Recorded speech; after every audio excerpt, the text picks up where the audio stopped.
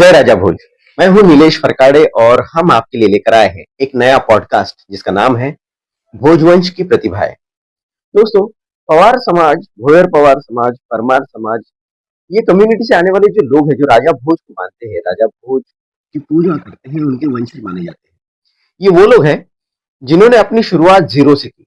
फिर चाहे वो गांव से आना हो, स्ट्रगल करना हो, बहुत ज्यादा परेशानियों का सामना करते हुए अपनी जिंदगी को जीना हो और उसके बाद खुद के जीवन को सुखी करना हो। लेकिन ये लोग यहाँ पर ही नहीं रुकते। अगर बात खुद के जीवन को सुखी करने की बात की आती है, तो फिर हमारे समाज के प्रति कुछ देना है, हमारे समाज की सेवा में हमें कुछ समय देना चाहिए, ये चीजें भी सामने आती हैं। और यही चीजें फिर धीरे धीरे उस व्यक्ति को समाज सेवा की तरफ मोड़ती है। और यही चीज हमारे इस पॉडकास्ट के माध्यम से किस तरह से लोगों की जर्नी चली और किस तरह से लोग आगे बढ़ते चले, इसकी जानकारी हम आपको देने वाले हैं। तो आज के पहले पॉडकास्ट में हमारे साथ मौजूद है जितेंद्र पटले जी। भाई साहब रहते हैं उत्तर नागपुर में, और उत्तर नागपुर में इनका एक सामाजिक कार्य भी है और साथ ही साथ लोगों की सेवा करने के साथ ही समाज की सेवा और सनातन धर्म की सेवा के लिए आप अग्रसर रहते हैं। तो आइए करते हैं उनसे बात। सर, जय राजा भोज। जय राजा भोज। सबसे जय पहले श्री राम। जय श्री राम। सबसे पहले अब किस्सा ये है कि जहां तक मुझे आप जानते हैं, मैं इनको पर्सनली जानता हूँ और जहां करीबन करीबन 5-7 सालों से मैं आपको जान रहा हूँ, आपकी आपके कार्यों को देखता हूँ, जिस तरह से आपने शुरुआत की। आप अभी फिलहाल तो बहुत अच्छा अच्छा चल रहा है, मगर आपकी शुरुआत एग्जैक्टली कहाँ से हुई, कहाँ आपका जन्म हुआ, कहाँ से आपकी शुरुआत हुई, उसके बारे में जरा बताइए। मेरा जन्म कटंगी तहसील में नांदी मोह गाँव है, हम्म बालाघाट जिला आता है, हम्म मध्य प्रदेश से। हम्म वहाँ मेरा जन्म हुआ हम्म और जन्म से ही म मेरे को ऐसा कुछ ये लग रहा था कि पढ़ाई तो करना ही है, मगर बाकी जो मेरे घर के काम है ये है, तो वो भी मैं छोटेपन में भी मैं वो काम करता था। बिल्कुल, ग्रामीण क्षेत्र और से आने के बाद तो वो सारी चीजें जरूरी हो जाती है। हाँ, और उसके बाद में मैं जब पढ़ाई कर रहा था, हम्म तो 5वीं के बाद में हम्म हम ऐसा एक था कि नांदी में स्कूल था, तो मेरे गाँव से लगभग 1.5 किलोमीटर दूर के आस-पास में स्कूल था। हम्म हम्म तो हम पैदल ही जाते थे। हम्म हाँ, बहुत से हमारे दोस्त थे तो पैदल चलना है। हाँ। फिर उसके बाद में कुछ दोस्तों ने साइकिल लिए तो हमने भी बोले हमारे को भी साइकिल चाहिए। हम्म तो साइकिल से फिर जाना प्रारंभ किए। हम्म पर एक ऐसा हुआ कि जब मैं 7वीं में 6वीं में था, तो जब हमारे को पढ़ाया जाता था, तो एक रफ कॉपी आती थी। वो काला सा कागज होता है, थोड़ा सा उसे हाँ, मटमैला कागज होता है, मगर वो सस्ती आती है कॉपी। सस्ती आती थी। हाँ हाँ।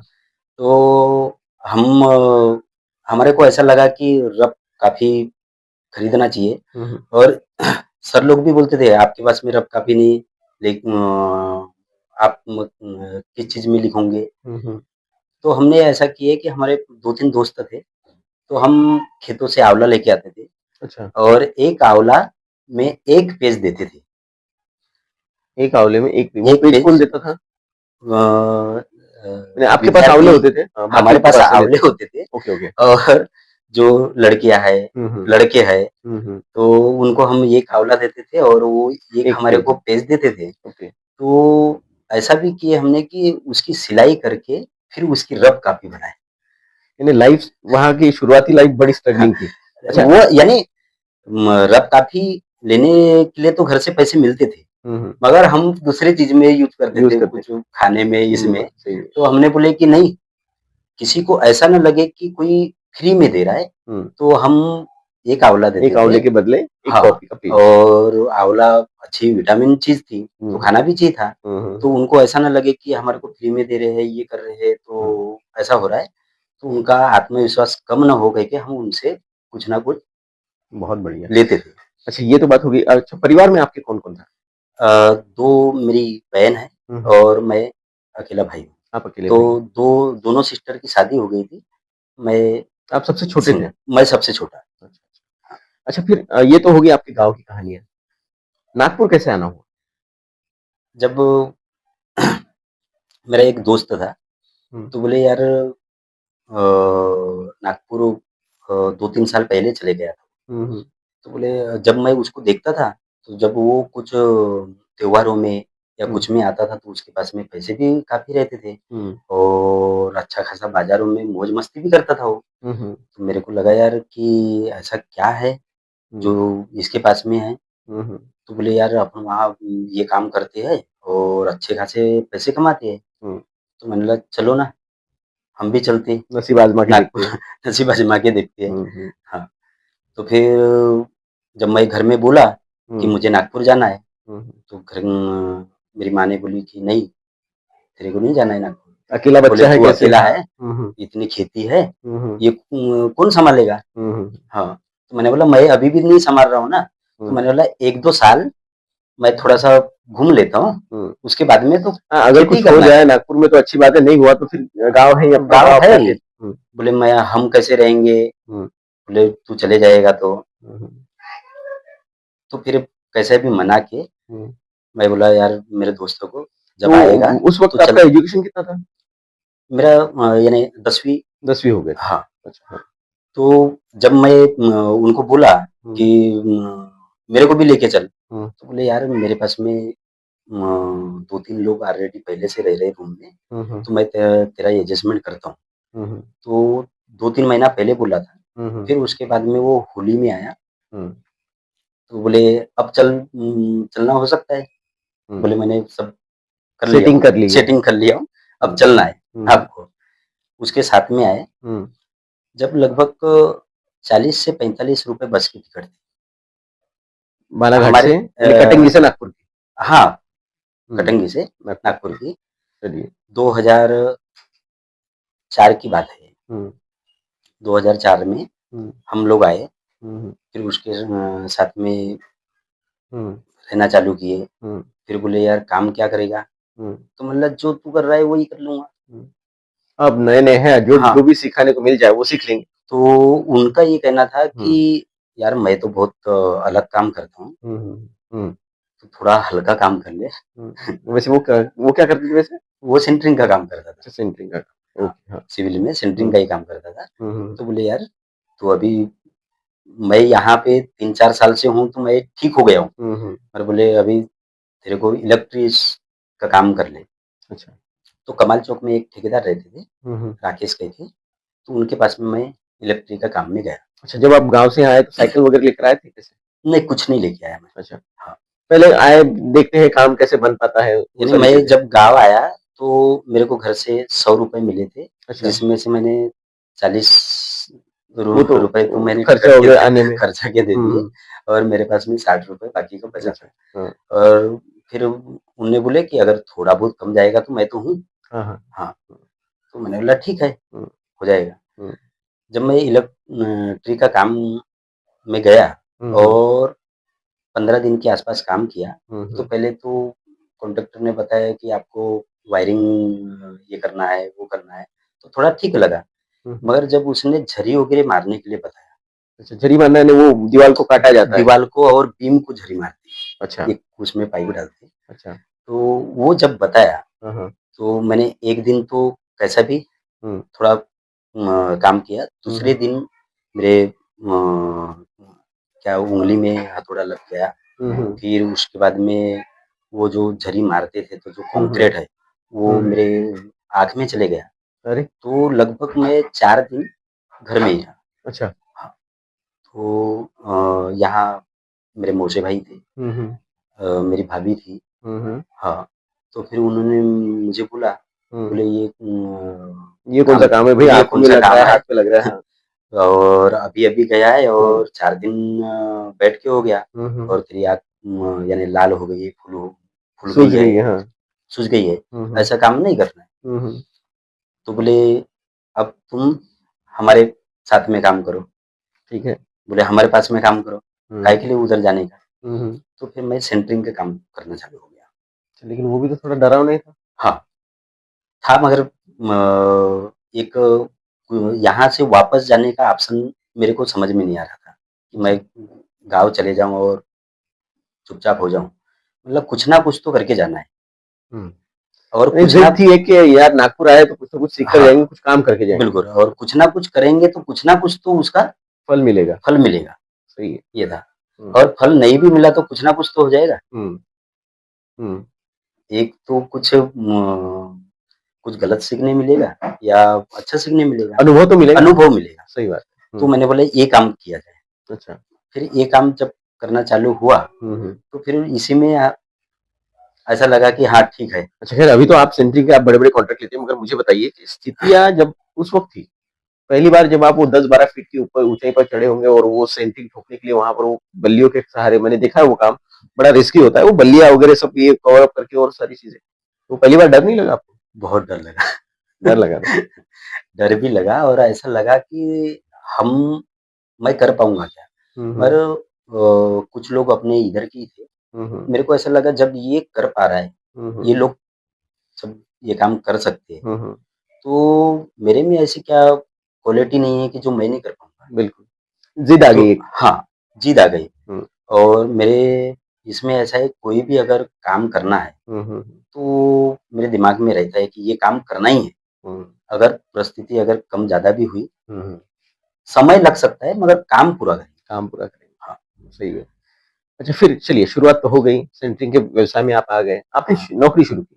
हाँ, बिल्कुल। फिर कैसे आगे बढ़े, क्या हुआ? फिर उन्हीं के पास में मैंने डेढ़ 2 साल काम किया। हुँ, हुँ। फिर उसके बाद में डेढ़ 2 साल पहले बता रहा हूँ, जब मैं ये काम कर रहा था, तो ऑरेंज सिटी में साइट थी। अच्छा। तो मेरे पास में एक रेंजर साइकिल थी, हुँ। तो ऑरेंज सिटी जाता था और वहाँ से घर आ आते थे। गए। तो अच्छा, लगभग आधा पौन घंटा का मेहनताना कितना मिलता था उसमें? रोज़ी कितनी मिलती थी? उस समय मेरे को 45 से 50 रुपए थी। अच्छा, 45 रुपए थी। ये कौन-से साल की बात? ये 2003 की। 2003 की बात। हाँ, अच्छा, ₹45 आपको मिलते, 45 ₹45 रुपीज़। मिलती थी। अच्छा, पर डे। हाँ, हुँ, तो जब वहाँ से मैं आया, हुँ, तो रिज़र्व बैंक सिग्नल है, हुँ, वहाँ पे 1-2 जा रहे थे, हुँ, हुँ। तो मैं भी निकल गया अच्छा, और आपने सिग्नल सिग्नल जंप कर दिया, रेड सिग्नल था। जंप कर दिया आपने। हाँ, तो सामने में पुलिस वाला मिला हुँ, और बोले सिग्नल तोड़ दिया है। उसने मेरे साइकिल की नलकी निकाल लिया बॉल और निकाल अपने लिया। पास हाँ, अपने पास में रख लिया। अच्छा। बोला सर नलकी दे दो, मेरे पास में कुछ पैसे है नहीं, हुँ, मैं जो नलकी डालूँ और हवा डालूँ और मैं जा सकता हूँ। और मैंने हुँ, बोला मैं जरीपटके में रहता हूँ। हुँ, हुँ, बोले तूने गलती किया है, हुँ। इसका आपको खामियाज़ा यही है कि खामियाज़ा आपको वो नलकी मेरे भुगतना पास पड़ेगा। रहेगी और आपको ऐसे ही जाना पड़ेगा। हाँ, चलिए फिर? मैं वहाँ से पैदल आया जरीपटका, बापूना के बाजू में एक गजानन जनरल यानी आरबीआई स्क्वायर से? हाँ, हाँ, आरबीआई चौक से मैं जरीपटका पैदल आया। बड़ी बात है। और यहाँ पे साइकिल स्टोर से थी, हुँ, गजानन स्टोर से कह के, हुँ, वहाँ पहचान थी। हुँ, तो मैंने बोला भैया नलकी डाल दो, मैं कल आके आपको पैसे दे दूँगा। हुँ। तो यही स्थिति थी। नहीं, उस वक़्त नलकी डालने के लिए भी पैसे नहीं थे। यानी ऐसा था कि वो सही चलना से है कितने और क्या पैसे कितने की आती थी वो नलकी ऐसा? लगभग 1 से डेढ़ रुपए की ही आती। स्ट्रगलिंग विषय। हाँ, ये सब्जेक्ट में आज अगर बच्चों को बताया जाए कि यार ₹1.5 के लिए मैं इतनी दूर से पैदल आया था, तब ₹1.5 भी जेब में नहीं होते। अभी तो 100 रुपए की भी उनके बस में कोई कीमत नहीं है। दिन बदलते हैं। हाँ, अच्छा, फिर आगे क्या हुआ? फिर नलकी आपने डाली? फिर मैं यहाँ आया, उसको बोला कि भैया नलकी डाल दो, मैं कल आपको सुबह हुँ, जैसे साइड जाना है मेरे को, हुँ। तो मैं आपको पैसे पैसे दे देता दूँगा। हुआ जाऊँगा। हाँ, फिर डेढ़ 2 साल मैंने काम किया हुँ, और मैं सीख गया। हुँ, जब मैं मिस्त्री बना, हुँ। तो मेरी ₹80 पर डे की रोज़ी होगी। पर डे की रोज़ी थी। हुँ, हाँ, फिर उसके बाद में मेरे को लगा कि नहीं मेरा खुद का काम करना चाहिए। हुँ, हुँ, तो मैंने अपना खुद का काम चालू किया, एक कंपाउंड वॉल का काम लिया, हुँ, तो हुँ। मैंने बोला इसमें सेंटरिंग कंपाउंड वॉल में सेंटरिंग कम लगती है, अच्छा। यानी खुद का चाहिए तो हाँ, हाँ। और स्लैब करेंगे तो अपने को सेंटरिंग भी चाहिए बल्लियाँ भी चाहिए, यानी बहुत सामग्री लगती है उसमें। हुँ, हुँ, तो कंपाउंड वॉल का काम देखा मैंने, हुँ, वो मिला मेरे को झिंगाबाई टाकली में, हुँ, तो हुँ, मैंने वो कंपाउंड वॉल का काम किया। हुँ। वहाँ पे यानी 50% उसमें पैसे भी बचे, तो मैंने और उसमें सेंटरिंग लिया और अच्छा। फिर उसके बाद में फिर एक 400-500 फुट का एक स्लैब था, हुँ। फिर उसमें नागार्जुन कॉलोनी में, फिर वहाँ पे मैंने अपना धीरे-धीरे फिर स्पीड पकड़ना शुरू हुआ, धीरे-धीरे हाँ, सामान तो बनाते गए, फिर आए हुए ठेकेदारी का पैसे। काम शुरू किया उस तरीके से और चालू स्थिति किया। आज है कि आज मेयो हॉस्पिटल जैसे बड़े-बड़े साइट्स भैया के चलते हैं और वो मेयो हॉस्पिटल में भी अगर कोई बड़ा सेंटरिंग डालना है, तो नागपुर के गिने-चुने लोगों में सबसे ज़्यादा सेंटरिंग होते हुए जो काम है, वो इनके पास है और निश्चित तौर पर आज आप बहुत अच्छा काम कर रहे हैं। खैर ये तो हो गई आपकी कहा काम की कहानी। ज़ाहिर-सी बात है जितनी आसानी से आप बता रहे हैं और हम सब सुन रहे हैं, सब कुछ इतना आसान तो रहा नहीं होगा। नहीं, मुझे बताइए जब आप वहाँ पर मित्र के यहाँ गए और वहाँ पर रहना शुरू किया, फिर वो भोजन की व्यवस्था कैसी थी? खुद बनाना पड़ता था? बनाना आता था आपको? हाँ, यानी मैं जब यहाँ पे रहा, हुँ। तो मेरी भाभी ने बोली कि आपको यहाँ पे रहना है अच्छा और भाभी ने हेल्प की, हाँ, तो मेरे को खाना वगैरह बनाने भाभी का की तरफ कोई से, ये नहीं टेंशन था। नहीं था। हाँ, नहीं चलिए और एक और बात अच्छी क्योंकि और जेंट्स को अभी भी बराबर नहीं आता मुझे। नहीं अच्छी बात है। अभी तो खैर भाभी बहुत अच्छा खाना बनाते हैं, हमने भी हाँ, सुना है ये बात। खैर कोई बात नहीं। अच्छा ये तो सारी चीज़ें थी। अब मुझे बताइए कि ये सफ़र कैसे चल निकला? फिर बाद परेशानियाँ तो में बहुत आई होगी? हाँ, ठेकेदारी में काम आसान तो होता नहीं, कहीं पैसे अटक जाते हैं, कहीं काम हो जाता है, कहीं प्रॉब्लम्स क्रिएट हो जाती है। क्या है जो हम जो काम करते हैं, हुँ, तो इतना तो है कि लेबर से तो पैसे तक हुँ, बहुत दिक्कत है। हुँ, हुँ, यानी अगर मालक से अगर उसका काम किए है, तो वो काम होने के बाद में फिर 2-3 बातें और बता देते हैं। हुँ, हुँ, तो फिर वहाँ पे अपना कुछ-कुछ बोलना बंद हो जाता है, हुँ, कि हुँ। आपने ऐसा कर दिए, वैसा कर दिए। तो ऐसे भी बहुत जगह है। बहुत बार पैसा मगर भी अटक जाता होगा। हाँ, कहीं-कहीं तो ऐसा लगा कि अब छोड़ देना है ये ठेकेदारी का काम, बहुत हुँ, हुँ, दिक्कत है। हुँ, हुँ। मगर ऐसा लगा कि जब हमने इस पे रास्ते पे चले हैं, जिसने तो रोज़ी-रोटी दी है उसे छोड़ नहीं सकते। हाँ, तो इसको छोड़ना ठीक नहीं है। हुँ, जो होगा, होगा। वो होगा ही। कर्म करते चलिए, फल की चिंता मत कीजिए। हाँ, एक अच्छा। बार क्या हुआ कि मेरी ताजबाग में साइट थी हुँ, हुँ, और एक बड़ा कॉन्ट्रैक्टर था, हुँ, हुँ, अमीर व्यक्ति कहीं के। हुँ, हुँ। तो हमने जब स्लैब की ढलाई होती है, तो मालक लोग पार्टी वगैरह भी करवाते हैं। हाँ, यानी कंप्लीट हो गया काम तो चलिए एक पार्टी करते हैं। चलो हुँ, हुँ, और अब मैंने उनने जो समय दिए थे, हुँ, हुँ। उसके 2 दिन पहले कर दिया था। अच्छा। तो मालक बहुत खुश थे। हुँ, हुँ, बोले, "यार पटले जी आपको पार्टी करना है हुँ, हुँ, और आपको पार्टी देना है।" हुँ, हुँ, तो मेरे साथ में मेरे ही मित्र थे, हुँ, हुँ, राहुल कह के, हुँ, हुँ। तो उनके साथ में हम पार्टी करने के लिए गंगाबाई घाट पहुँचे। बराबर, वहाँ पे जब उन्हें बियर बार में बैठा ले, बिल्कुल। बोले मेरी बैठो। जानकारी आप ड्रिंक नहीं करते? नहीं, मैं आपको वही बात हाँ, बता रहा हाँ, हूँ। हाँ। तो नंदनवन में एक रोड पे ही इधर से जाएँगे तो लेफ्ट साइड में बार है, हुँ, हुँ, वहाँ पे बैठे, हुँ, हुँ। तो मालक ने बोले कि पटले जी आपको बैठे हैं तो आपको कुछ ना कुछ करना पड़ेगा। कुछ ना कुछ लेना हमारा पड़ेगा। हाँ, हुँ, लेना पड़ेगा, हुँ, हुँ, हमारे साथ में बैठे हो। हुँ, बोला हुँ। सर मैं ड्रिंकिंग नहीं करता। तो मेरे साथ में जो था वो पीने वाले थे। पीने वाला था। चलिए हाँ, बोला ये उनको है कंपनी आप मिल हो गई। हुँ, और 2-3 लोग और थे। तो मैंने बोला आप कंटिन्यू करो। मैं बोला मेरे लिए थम्स अप ठीक रहेगा। कोल्ड ड्रिंक एक काफ़ी। हाँ, कोल्ड ड्रिंक मेरे लिए चलिए ठीक रहेगा। फिर? फिर वो पिए, हुँ, पान ठेले पे गए, हुँ, पान वगैरह खाए हुँ, और वहाँ से निकले, तो मालक लोग पीछे निकले, हुँ, हम इधर गंगाबाई घाट तरफ आ रहे थे। हुँ, हुँ, हुँ। तो पुलिस वाले ने मुझे पकड़ लिया। अच्छा, बोले गाड़ी कौन चला रहा था? गाड़ी मैं चला रहा था अच्छा, हाँ। और मेरे पीछे में मेरा वो बंदा था जो पिया हुआ था। हाँ, हाँ, वो मेरे पास में ही काम करता था, अच्छा। तो वो बैठा था। हुँ, तो बोले कहाँ गए थे? हुँ, मैंने बोला सर बस पान ठेले पे ही खड़े थे हुँ, और लगभग मेरे को ऐसा लग रहा था कि वो हमारे को पहले से ही देख रहा था, हुँ। पिछली पुलिस बार वाला। पहले बहुत चलता था ये। अगर कोई वो शराब पीने जा रहा है या शराब की शॉप में जा रहा है, तो उस वो कुछ पुलिस वाले ऐसे होते हैं जो पूरा ऑब्ज़र्व करते हैं, कहाँ से निकल रहे हैं, गाड़ी पे बैठ गए, चलो ये चौक तक आ गए। ये किस्से मैंने भी बहुत सुने, नागपुर में बहुत होते थे। हाँ, अच्छा हाँ, फिर? तो जब उसने रोका हुँ, तो बोले नहीं तू तो बार में गया था। हुँ, हुँ, बोला सर हाँ, बार में गया था और बोले तूने पिया तो होगा? मैंने हुँ, बोला सर मैंने नहीं पिया। हुँ, तो बोले बार में क्या कर रहा था तू? हुँ, नहीं पिया तो? हुँ, हुँ, बोले पीने के लिए तो लोग जाते हैं।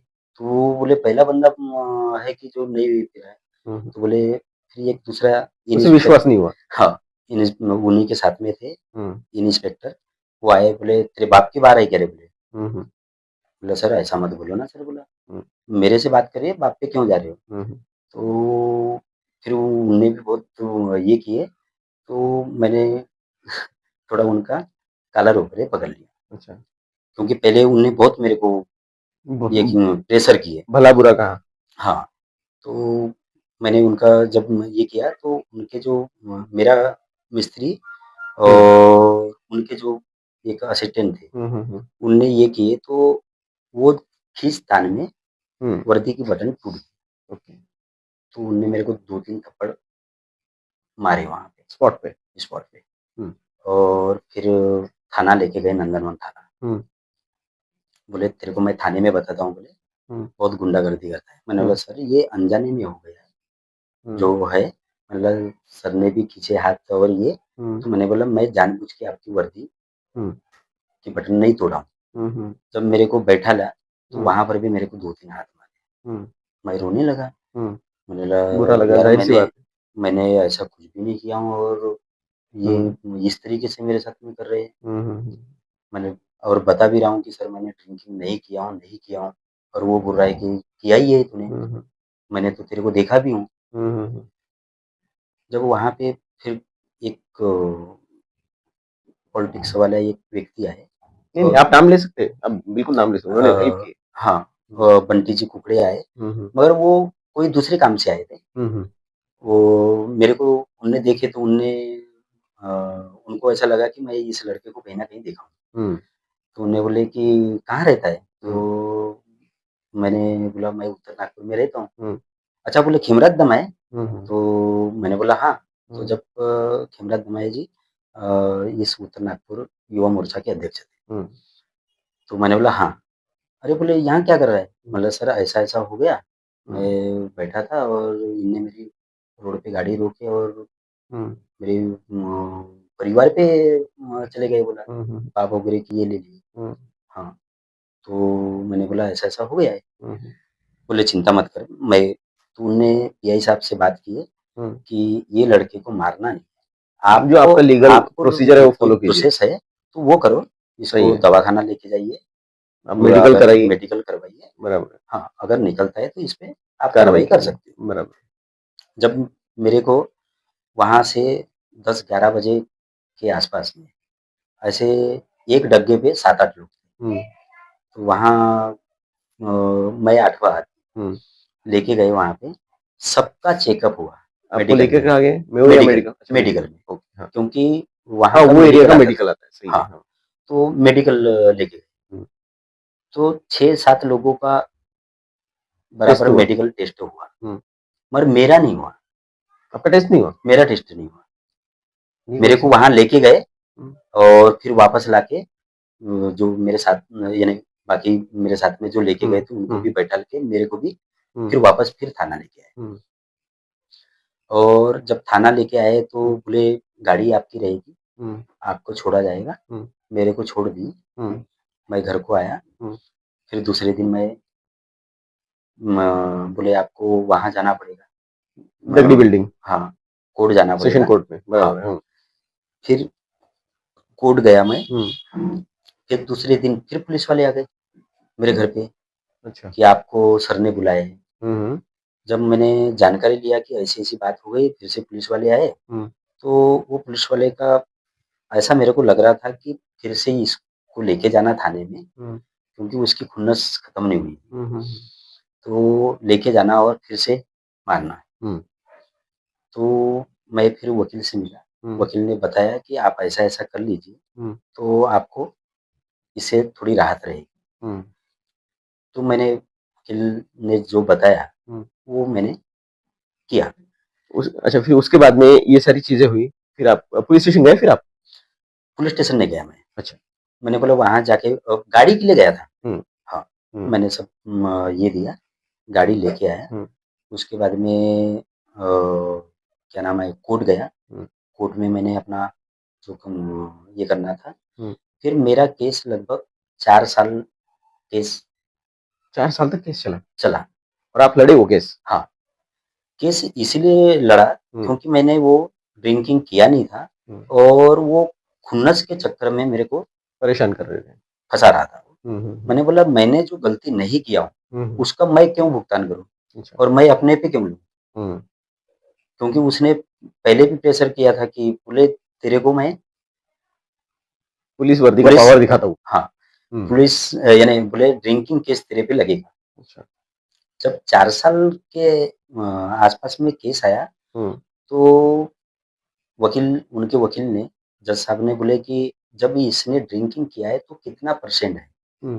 उसका कितने मेंशन ही फाइन होता है उसमें। हाँ, हुँ। कितने क्योंकि परसेंट अल्कोहल निकला मतलब अल्कोहल मात्रा निकला, निकली।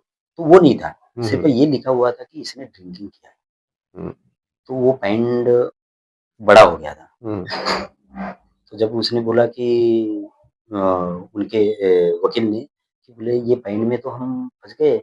क्योंकि बोले कुछ ना कुछ तो अल्कोहल रहेगा तो 50% एग्ज़ैक्टली लिखा क्या था उसमें? ये व्यक्ति ने ड्रिंकिंग किया है, या व्यक्ति ने मद्यप्राशन किया है, मराठी में लिखा होगा वैसे। बरोबर। जी, जी, हाँ। हाँ, हुँ, ये व्यक्ति ने लेकिन परसेंटेज नहीं लिखे थे। परसेंटेज नहीं ली तो है। ये तो फिर पुलिस तो वाले पे आ गई बात। वो पुलिस वाले पे आ गई। हुँ, जब वो पुलिस वाले पे बात आ गई, हुँ, हुँ, तो पुलिस वाला हमारे वकील से बोला, हुँ, मेरा वकील है गणवीर, हुँ, हुँ, वो थे। हुँ। तो उनको बोले, "यार ऐसा-ऐसा हो गया है, उनको बोलो कि हम समझौता कर लें।"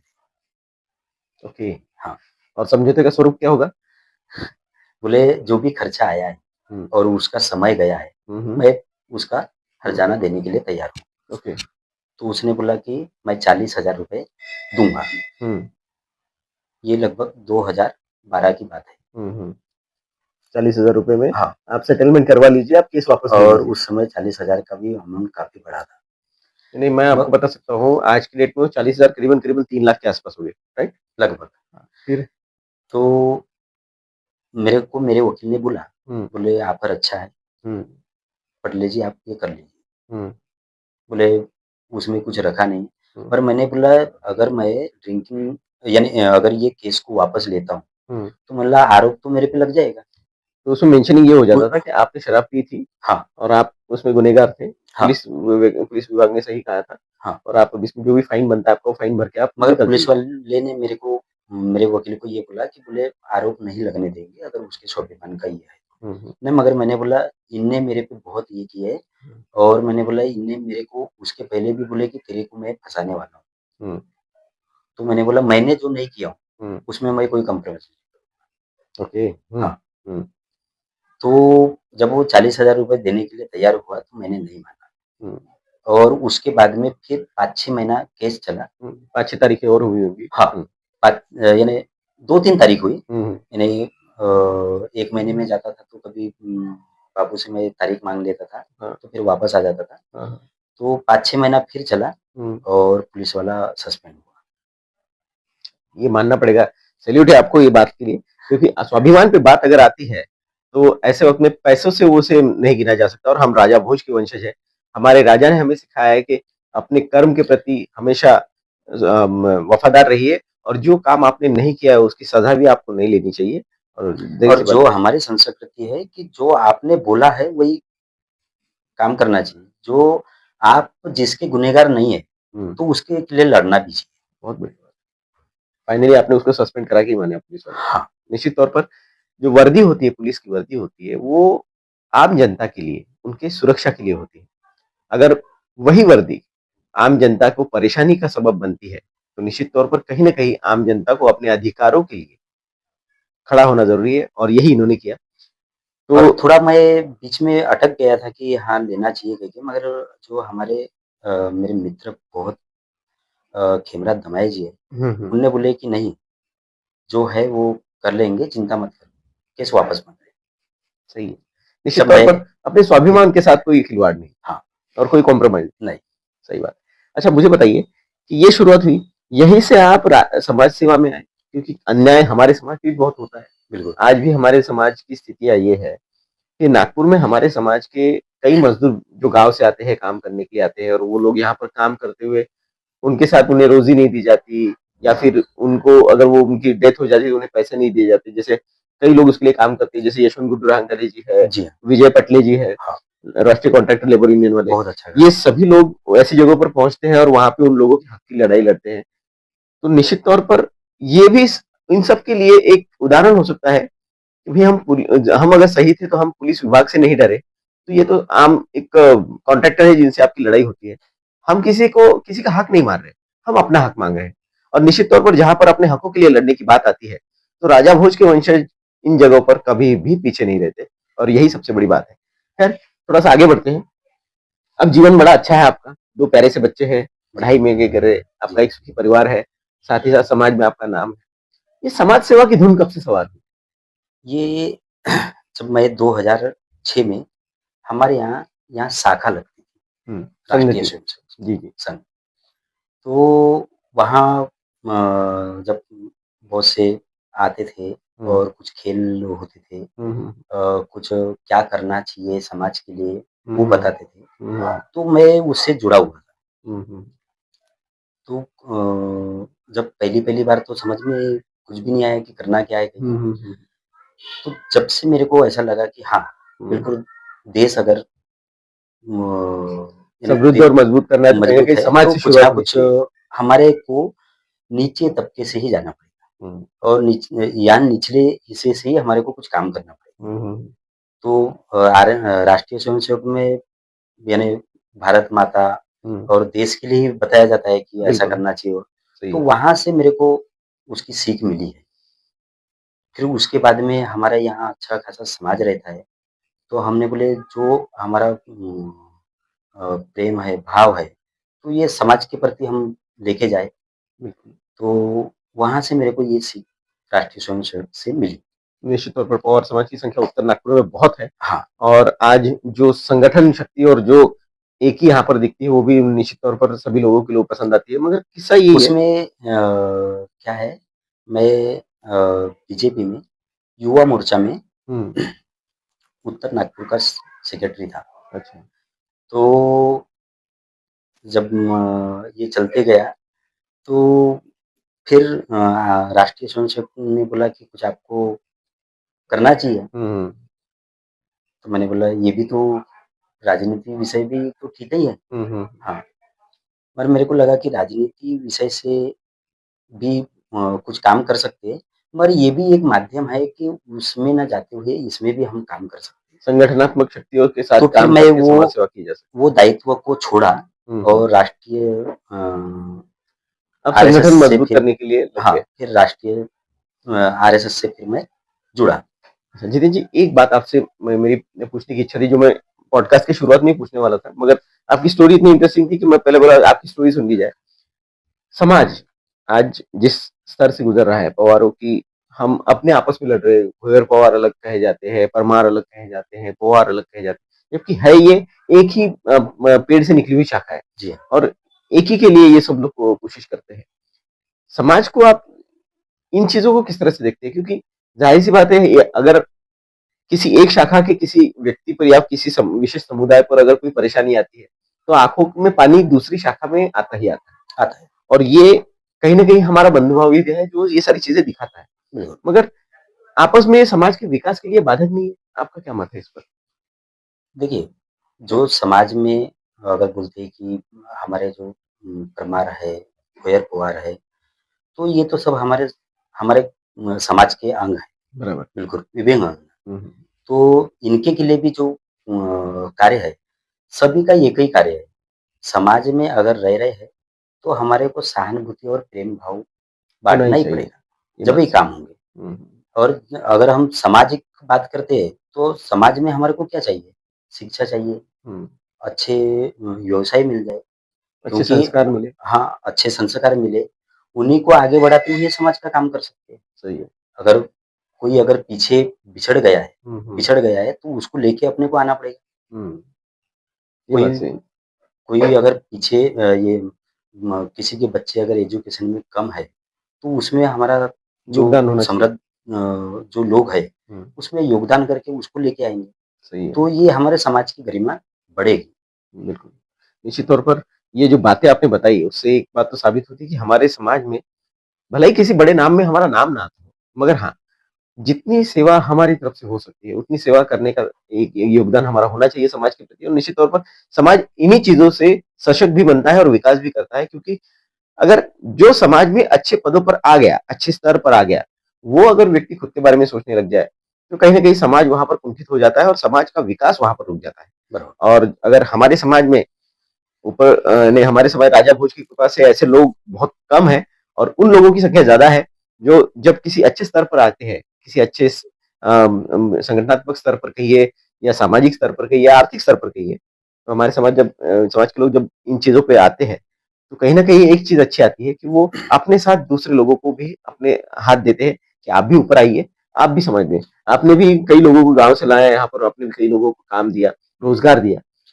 तो अब वो लोग भी अपनी रोज़ी-रोटी कमा रहे हैं, सुकून से ज़िंदगी जी रहे हैं, विकास कर रहे हैं। अब फिलहाल भविष्य में आपके कार्य क्या-क्या रहेंगे? किस तरह से आप कार्य करना चाहते हैं भविष्य में समाज के लिए, सनातन धर्म के लिए? उसके बारे में ज़रा संक्षेप में बताइए। जो हमारे चक्रवर्ती राजा भोज जी हैं, उन्होंने एक ही समाज के लिए काम नहीं किया। हुँ, उन्होंने पूरे समाज जितने वर्ग रहते थे, हुँ, हुँ, हमारे मध्य भारत में हुँ, पूरे जितना कुटुंब था, हुँ, हुँ, तो सभी समाज के लिए उन्होंने काम किया है हुँ, हुँ, हुँ, इसमें। हुँ, और एक महत्व का ये है कि जो हम हुँ, उनसे जो प्रेरणा लेते हैं, हुँ, तो हम तो अपना समाज को समृद्ध करें, ये हुँ, तो है, हुँ, हुँ, मगर हम अपने देश के लिए भी कुछ करें। क्योंकि जो हमारा देश कुछ ना कुछ हमको देता है, हुँ, तो हुँ, हमने भी कुछ समय, कुछ कार्य उसको देना चाहिए। बराबर, क्योंकि देश हमें देता है सब कुछ, हम भी तो कुछ देना चाहिए। बिल्कुल। ये बात सही कही आपने, क्योंकि ये देश ही तो है जिसमें हमारी संस्कृति भी है, हमारा समाज भी है, हम भी हैं और हमारा भविष्य भी है। इन सभी चीज़ों को जोड़ने वाली इन सारी इस मोतियों को जोड़ने वाली माला को अगर हम कुछ कहे तो उसे सही नाम दिया जाएगा भारत, हमारा देश। और निश्चित तौर पर आपसे बात करके बड़ा अच्छा लगा। जो बातें आपने कही, निश्चित तौर पर इतनी परेशानियों से ज़िंदगी गुज़ार कर आपकी परेशानियाँ, खैर उस पर ज़्यादा बात नहीं हो पाई, मगर एक खूबसूरत सी चीज़ आपकी इससे पता चली कि चाहे जो हो जाए, दुश्मन चाहे जितना मज़बूत हो, दुश्मन चाहे जितना हो, अगर वो हमें काटने के लिए, हमें तोड़ने के लिए सामने आता है, तो कहीं न कहीं हम भी मज़बूत हैं, क्योंकि हाँ, हम भी लड़ाका है और लड़ना जानते हैं। मजबूत भी है और हम जहाँ तक जो हमारे कुछ ये भी है, वो भी अपनी स्थिति पे बराबर रहे और हम भी सोचेंगे कि वो भी ठीक-ठाक रहे। बिल्कुल, हाँ, वह अगर वो जिए और कार्य जीने करता दो। है, तो उनके साथ में हमारे को भी खड़ा होने की ज़रूरत है।